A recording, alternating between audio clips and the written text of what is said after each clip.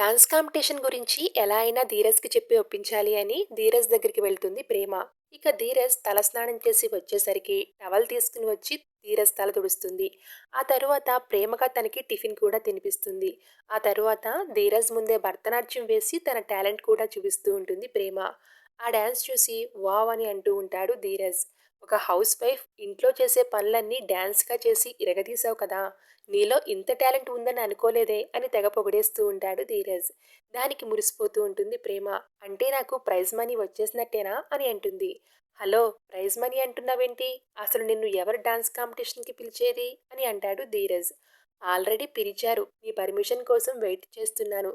నువ్వు okay, all the best అని చెప్పావంటే dance కాంపిటీషన్‌కి వెళ్ళి పార్టిసిపేట్ చేసి ప్రైజ్ మనీ కొట్టుకుని వస్తానురా. పర్మిషన్ ఇచ్చినట్టే కదా అని అంటూ ఉంటుంది ప్రేమ. దాంతో ధీరజ్ పర్మిషన్ కాదు, లాగిపెట్టి ఒక్కటిస్తా అంటూ చేయి లేపుతాడు.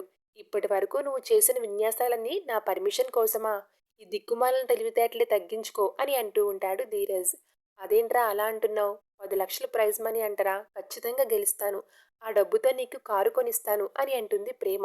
ఏం అవసరం లేదు, నోరు మూసుకో అని ధీరజ్ అనేసరికి ఎందుకు వద్దంటున్నావురా అని ప్రేమ అంటే, వద్దు తల్లి వద్దు. ఆ రోజు నువ్వు డాన్స్ క్లాస్ చెప్పడానికి వెళ్తేనే మీ వాళ్ళు మా ఇంటిపై దండెత్తి మా నాన్నని నానా మాటలు అన్నారు.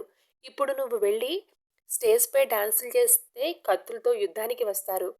నేను కారు కొనుక్కోకపోయినా పర్లేదు కానీ, నా కారణంగా మా నాన్న రోడ్డుపై నిలబడకూడదు. మీ వాళ్ళతో అవమానాలు పడకూడదు. దయచేసి అర్థం చేసుకో అని కుండ బదులకొట్టి వెళ్ళిపోతాడు ధీరజ్.